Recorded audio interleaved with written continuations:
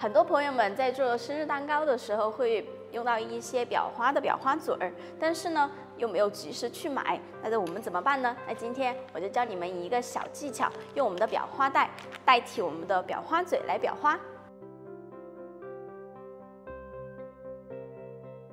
第一个裱花嘴是这个样子的，我们用我们的裱花袋来代替。我们给大家展示一下它是怎样一个剪的方式。是这样一个裱花袋，然后我们只裁剪就是最边上薄薄的一点，然后这样裁剪下来就可以了。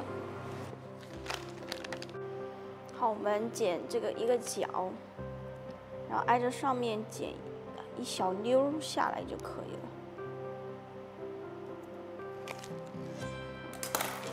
这个样子就可以了。好，我们装一点，就是我们的奶油。好，我们挤出来看一下，然后它是这个样子的。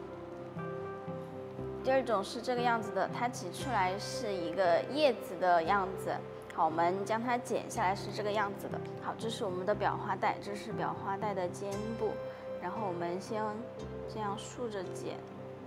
好，然后剪下来后，我们用剪刀再从中间剪一刀。好，这个样子剪出来，用裱花嘴裱出来的话一模一样。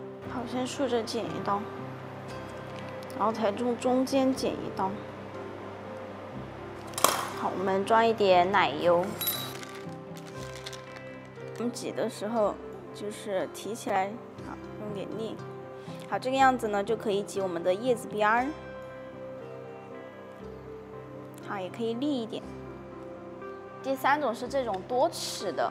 好，我给大家讲一下，这个稍微要麻烦一点。我们先将裱花袋对折，好，这样对折，折了然后再对折一次。好，它就是一个尖状的。好，尖状的我们再去裁剪，怎么裁剪呢？我先给大家画一下。好，这个是比如说是已经对折好的。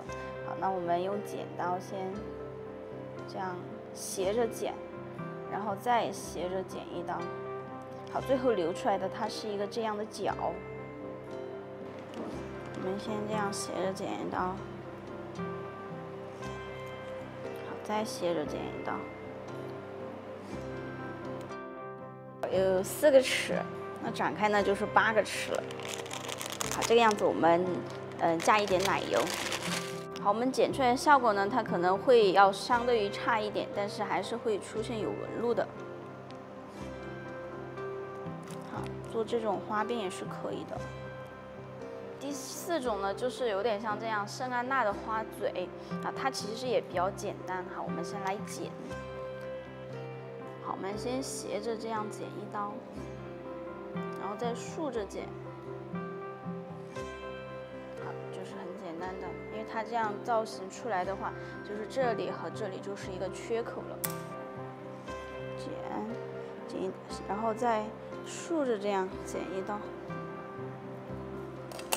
这样子就可以了。我们还可以把这个剪大一点。它是一个这样立体的，因为它还可以做成这样的花边。好，这是我常常比较喜欢用到的甜点上面。最后一个呢，就是它一般拿来做一些动物的毛发或者是那种草皮，然后它会有很多洞。那这个呢就很简单了啊。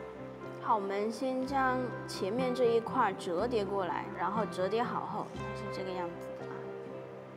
好，然后我们再去装奶油，然后在里面戳一些小洞。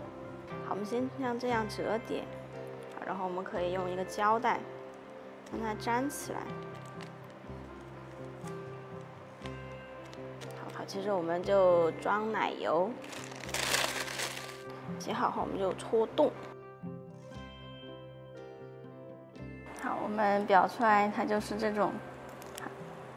好像那种毛发呀，这种外面就比较简单的这个，好，这个大家就随意呀。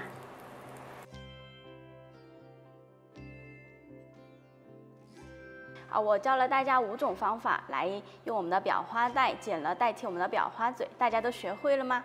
如果大家还有什么问题的话，请在我的评论区里留言哟。